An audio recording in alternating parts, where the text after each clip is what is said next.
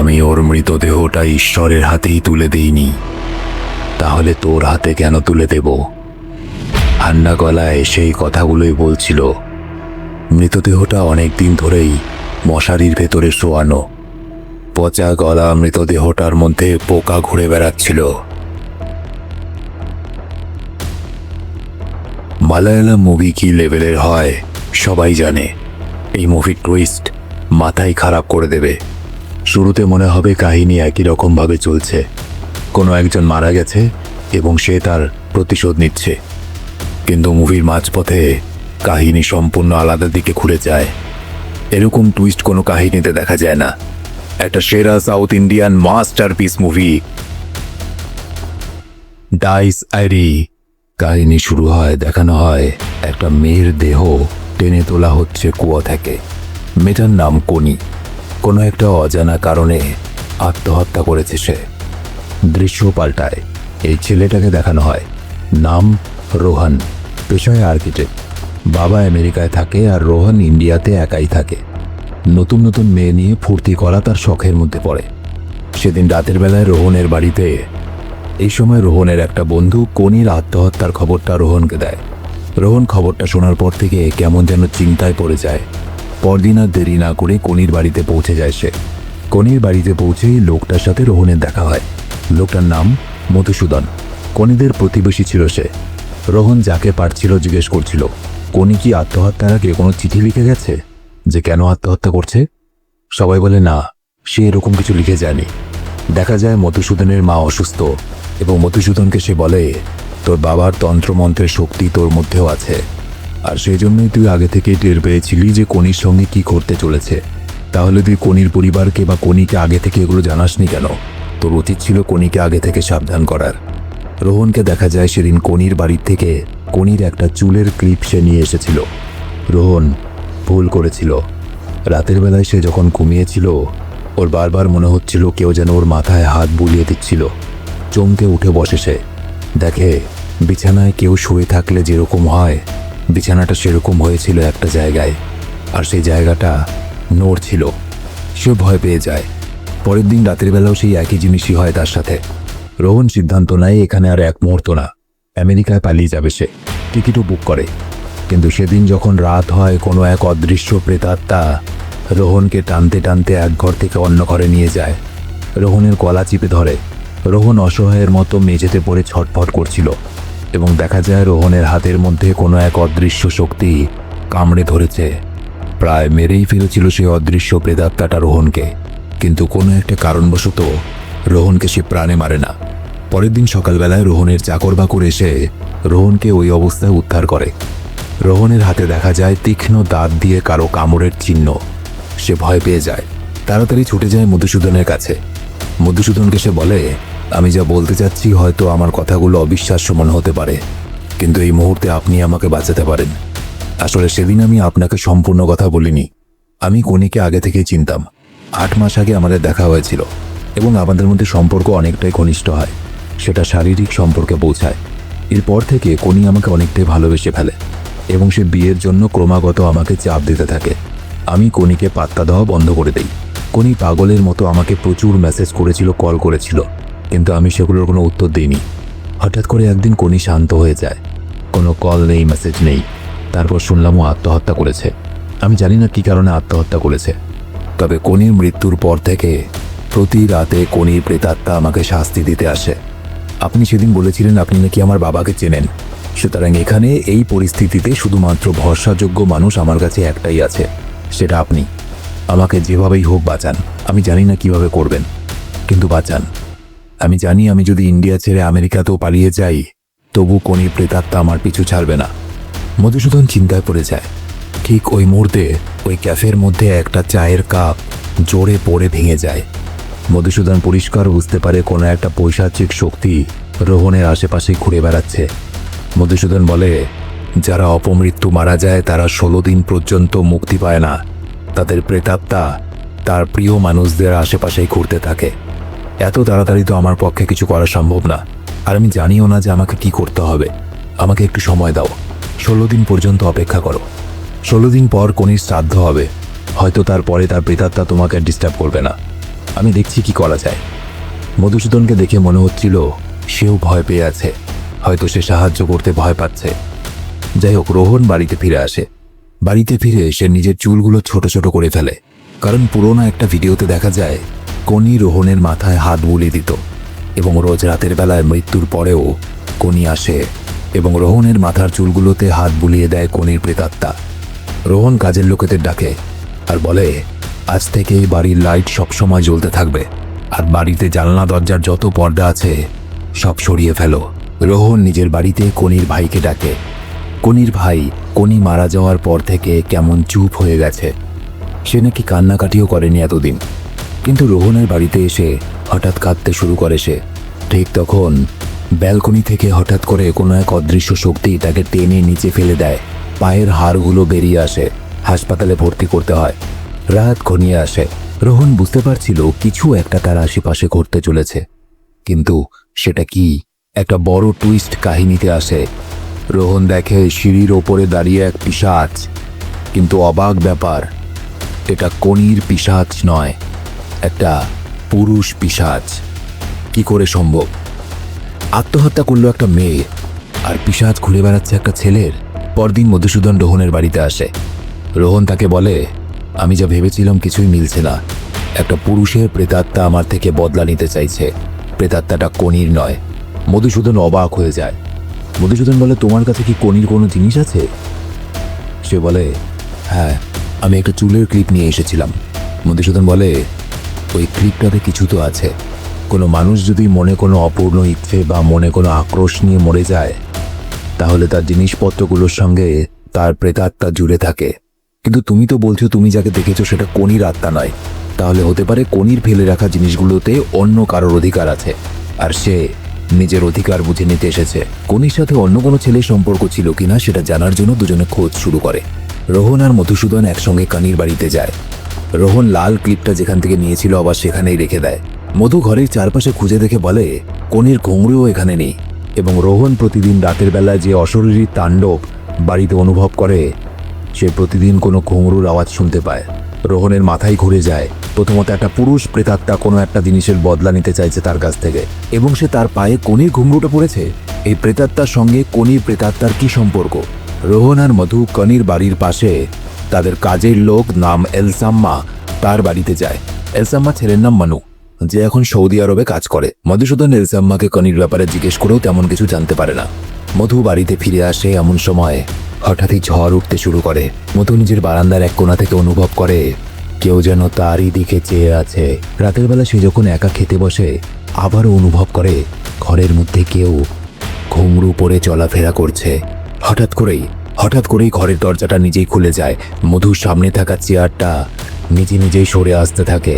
মধুসূদন ভয়ে ঠাকুর ঘরে ছুটে যায়, দরজা বন্ধ করে দেয়। কিছুক্ষণ পর ঘুঙরু বাঁধা পায়ের শব্দ আবার শুনতে পায়। দরজার ফাঁক দিয়ে দেখলে মনে হচ্ছিল কেউ যেন দরজার সামনে দাঁড়িয়ে আছে। মধুসূদন কাঁপতে থাকে। কিছুক্ষণ পর সবকিছু স্বাভাবিক হলে মধু তাড়াতাড়ি ঘরের সব জায়গায় নুন ছুটিয়ে দেয়, কারণ বিশ্বাস করা হয় নুন ছেটালে নাকি অশুভ শক্তি দূরে থাকে। পরদিন রোহন এবং মধু কনি যেখানে নাচ শিখত সেখানে গিয়ে কনির এক বান্ধবীর সঙ্গে কথা বলে, এবং জানা যায় কোনো একটা ছেলে নাকি নাচের ক্লাসের সময় কনির দিকে এক দৃষ্টে তাকিয়ে থাকতো। মধু এবং রোহন জানতে পারে ছেলেটা একটা জেরক্সের দোকানে কাজ করত। মেয়েটার দেওয়া ঠিকানা অনুযায়ী মধু এবং রোহন সেই ছেলেটার খোঁজ নেয় এবং জানতে পারে ছেলেটার নাম ফিলিপ, এবং ফিলিপ নাকি কিছু কাগজ প্রিন্ট করতে দিয়ে গেছিল এই জেরক্সের দোকানে। দেখা যায় কাগজগুলোতে অনেক ধরনের মন্ত্র লেখা ছিল, কিছুই বোঝা যাচ্ছিল না। তারা এটাও জানতে পারে ফিলিপও নাকি ওই একই সময়ে সৌদি আরব চলে গেছে, যেই সময়ে এলসাম্মার ছেলে মন্নুও সৌদি আরবে চলে গেছিল। তারা ঠিক করে যে হয়তো মনু জানবে সেই এজেন্ট কে, যার মাধ্যমে মানুষ এখান থেকে সৌদি আরবে যায়। এবং এটাও জানা যায় ফিলিপের সঙ্গে নাকি সেন্ট জোসেফ চার্চ নামে একটা চার্চের যোগাযোগ ছিল। মধুসূদন চলে যায় চার্চে ফিলিপের বিষয় জানতে, আর রোহন চলে যায় এলসাম্মার কাছে মনুর ফোন নাম্বারটা নিতে। মধুসূদন চার্চের পাদ্রির কাছে জানতে পারে ফিলিপ যেসব লেখা প্রিন্ট করিয়েছিল সেগুলো বাইবেল এবং অন্যান্য কিছু ধর্মগ্রন্থ থেকে নেওয়া ছিল। সেই লেখাগুলোর একটা পাতার মধ্যে লেখা ছিল ডাইসেরি, এই মুভিটার নাম। ডাইসেরি একটা ল্যাটিন ভাষা শব্দ এবং একটা ল্যাটিন ধর্মীয় প্রার্থনার গান। এই গানটা মৃত্যুর পর মানুষের কর্মের হিসাব বা বিচারের দিনের কথা বলে। পাদ্রি আরও বলে ফিলিপ ডাইস এরির এই অংশটা বাইবেল থেকে লেখেনি, অন্যান্য ধর্মগ্রন্থ থেকে লিখেছিল এবং চার্চের সব লাইব্রেরির বই সে পড়ে নিয়েছিল। পাদ্রী ফিলিপের একটা ছবিও মধুসূদনকে দেয়। দৃশ্য পাল্টায়। রোহনকে দেখা যায় এলসাম্মার বাড়িতে গিয়ে সে মনুর ফোন নাম্বার চায় এবং একই সাথে সেই ট্রাভেল এজেন্টেরও ফোন নাম্বার চায় যে কিনা ফিলিপকে সৌদি আরব পাঠিয়েছিল। এলসাম্মা তাকে অপেক্ষা করতে বলে ফোন নাম্বার খুঁজতে যায়। এমন সময় রোহন বাড়ির ভিতরে অনেকগুলো পুরস্কার দেখতে পায়। পুরস্কারের ওপর নাম দেখে সে চমকে ওঠে, কারণ পুরস্কারের মধ্যে মনুর নাম লেখা ছিল না, লেখা ছিল ফিলিপ সেবাস্টিয়ান। ওদিকে দেখা যায় মধুসূদন সেই ছবিটা দেখতে গিয়ে চমকে ওঠে, কারণ ফিলিপ নামে যেই ছেলেটাকে দেখানো হচ্ছে সে আর কেউ না, সে হলো এলসাম্মার ছেলে মন্নু, অর্থাৎ ফিলিপ হলো মনুরই আরেকটা নাম। অন্যদিকে দেখা যায় রোহনের মনে ধীরে ধীরে সন্দেহ ঢুকতে শুরু করে। সে এলসাম্মার বাড়ির একটা বন্ধ ঘরে ঢুকে পড়ে, আর ভিতরে ঢুকে সে যা দেখে নিজের চোখকেও বিশ্বাস করতে পারে না।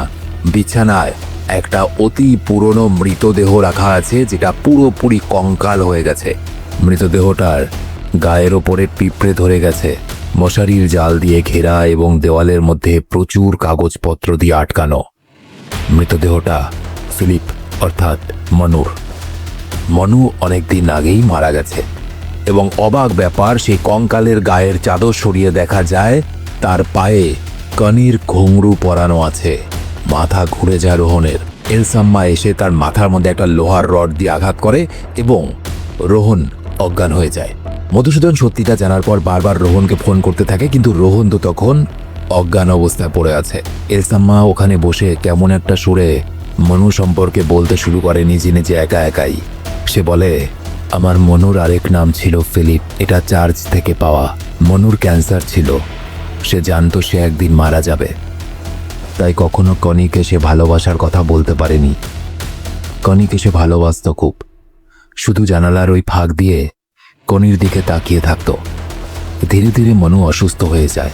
আমি আমার ছেলেকে এরকম কষ্ট পেতে দেখতে পারতাম না। একই সে অসুস্থ ছিল, তারপরে মনের মধ্যেও এতটা ভালোবাসা রেখে সে এইভাবে চলে যাবে। আমি যখন কনিদের বাড়িতে কাজ করতে যেতাম, সেখান থেকে কনির কিছু না কিছু জিনিসপত্র আমি নিয়ে এসে ঘরে সাজিয়ে রাখতাম, যেমন কনির বাসের টিকিট, গলার মালা, কানের দুল ইত্যাদি। মনুর যখন শেষ দিন, তখন আমি কনির ঘুঙরুটা চুরি করে এনে মনুর পায়ে পরিয়ে দিই। তুমি জানো, কনির এই ঘুঙরুটা পরে আমার মনু সেদিন খুব খুশি ছিল। মৃত্যুর সময়ও তার চোখে মুখে এক খুশি দেখেছিলাম। আমার মনু বলতো, মা, আমি মারা যাওয়ার পর আমার দেহটা এখানেই রেখে দিও, কারণ আমি জানি একদিন ঈশ্বরের বিচারের দিন আসবে। প্রভু যিশু মৃত্যুর পরে যেদিন বিচারের দিন আসবে, সেদিন আমাকে আবার পৃথিবীতে পাঠাবে, এবং এই জন্যই আমি আমার মনুর দেহ আগলে রেখেছি। আমি জানি আমার মনু আবার ফিরে আসবে, কারণ আমার মনু বলে গিয়েছিল, মৃত্যু তো সবে একটা শুরু, এখনো অনেক কিছুই বাকি আছে।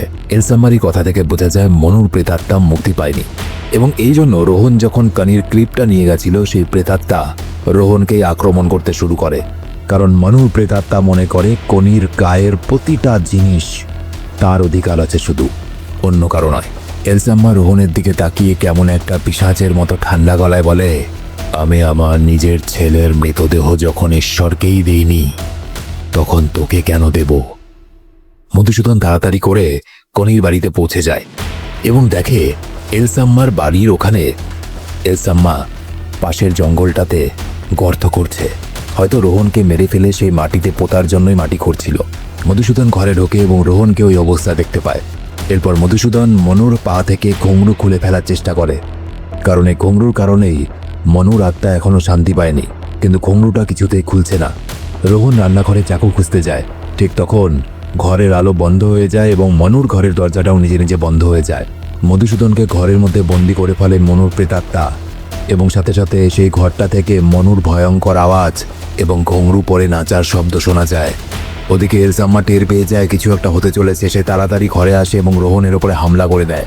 রোহনকে অনেক মারে, কিন্তু রোহন শেষ পর্যন্ত তাকে ঠেলে ফেলে দেয়। রোহন তাড়াতাড়ি মনুর ঘরের দরজা খুলে দেখে মনুর আত্মা মধুর দেহে ভর করার চেষ্টা করছে। যেহেতু মনুর আত্মা মধুসূদনের দেহে ভর করার চেষ্টা করছে, সুতরাং রোহন ভাবে এটাই সুযোগ। একটা ধারালো দা দিয়ে বারবার মনুর কঙ্কাল পায়ে আঘাত করে এবং ঘুঙরু বাঁধা পাটা কেটে ফেলে। রোহন সেই দুটো কঙ্কালের পা ঘুঙরু সহ আগুনে পুড়িয়ে দেয় এবং দেখা যায় সেই আগুনের থেকে একটা বিশাল ঝোড়ো হাওয়া সেই ঘরের ছাদ ভেঙে বেরিয়ে যায়, অর্থাৎ মনুর আত্মা মুক্তি পায়। কিন্তু ছাদে লাগা আগুনের টুকরোগুলো দিয়ে মনুর পুরো ঘর পুড়তে শুরু করে। মনুর কঙ্কাল, কানির জিনিসপত্র সব কিছু জ্বলে ছাই হয়ে যায়। মধুসূদনের জ্ঞান ফিরে আসে। ওদিকে দেখা যায় এলসাম্মা নিজের ছেলের কথা ভেবে পাগলের মতো কাঁদতে থাকে। সেই জ্বলন্ত ঘরের মাঝেই বসে থাকে, কিন্তু রোহন তাকে ছেড়ে যেতে চায় না, কারণ ছেলের ভালোবাসায় এই মা এতদিন অন্ধ ছিল। তাই ছেলের মৃতদেহটাকে পৃথিবীতেই আটকে রেখেছিল। দৃশ্য পাল্টায়। কিছুদিন পরের ঘটনা, রোহন মধুসূদনের সঙ্গে দেখা করতে আসে। মধুসূদন জানায় এলসাম্মাকে তার ভাই গ্রামের বাড়িতে নিয়ে গেছে, আর রোহন জানায় যে সে কাল আমেরিকায় ফিরে যাচ্ছে, তাই মধুসূদনের সঙ্গে শেষ দেখা করতে এসেছে। রোহন যখন নিজের ঘরের মধ্যে জিনিসপত্র গোছাচ্ছিল আমেরিকায় যাওয়ার জন্য, হঠাৎ করে তার ঘরের ভেতর থেকে সেই ক্লিপের শব্দ শুনতে পায়। সেই লাল ক্লিপটা যেটা রোহন কনির বাড়ি থেকে এনেছিল এবং কনির বাড়িতেই পরবর্তীকালে রেখে এসেছিল। রোহন দেখে বিছানার মধ্যে ওই ক্লিপটা পড়ে আছে, আর বিছানার চাদরটা তুলতেই সে দেখে চাদরের মধ্যে কেউ একজন বসে আছে। রোহন ভয়ে আতঙ্কে অবাক হয়ে যায়, কারণ মনুর প্রেতাত্মা তো মুক্তি পেয়ে গেছে। তাহলে এটা কে? রোহন ধীরে ধীরে চাদরটা সরাতে থাকে। ঠিক তখনই একটা মেয়ে পিশাচের গলার আওয়াজ শোনা যায়। আর মুভিটা এখানে শেষ হয়ে যায়। এবার প্রশ্ন হলো, শেষ দৃশ্যে যে দেখানো হলো আত্মাটা, সেটা কার? কারণ মনুর আত্মা তো মুক্তি পেয়ে গেছিল। আসলে এই আত্মাটা ছিল কনির প্রেতাত্মা। ভালো করে লক্ষ্য করলে দেখা যাবে মনু তো অনেকদিন আগেই মারা গেছিল এবং তারপর কনি আত্মহত্যা করে মারা যায়। কনি মারা যাওয়ার পর কনির প্রেতাত্মাকে মধু আটকে রেখেছিল সেই ঘুঙরুর মাধ্যমে, এবং এতদিন পরে যখন মনুর আত্মা মুক্তি পেয়ে যায়, সুতরাং কনির প্রেতাত্মা এখন মুক্ত এবং সে রোহনের থেকে বদলা নিতে এসেছে। এবার প্রশ্ন হলো কিসের বদলা? কারণ রোহন কনির প্রতি বিশ্বাসঘাতকতা করেছিল। কনির থেকে দিনের পর দিন শরীর নেওয়ার পরেও সে কনিকে ছেড়ে দেয় এবং কনি একদম সাইলেন্ট হয়ে গেছিল এবং তারপর সে আত্মহত্যা করে নিয়েছিল। ভালোবাসার বিশ্বাসঘাতকতা কনি মেনে নিতে পারেনি, তাই সে কুয়ায় ঝাঁপ দিয়েছিল এবং এখন কনির প্রেতাত্মা রোহনকে ছাড়বে না। এই কাহিনীতে দেখানো হয়েছে মৃত্যু হলেই সবকিছু শেষ হয়ে যায় না। মনের কষ্ট, অপরাধ আর অপূর্ণ ভালোবাসা আবারও ভয়ঙ্কর দিনের মতো ফিরে আসে। আর মুভির নামের অর্থ হলো এটাই, ডাইস এরে। না, ব্যাপারটা হলো প্রেতাত্মা হোক আর যেই হোক, তবু তো মানুষটার মাথায় হাত বোলানোর মতো কেউ ছিল। মানে আমার তো সেটাও জুটলো না।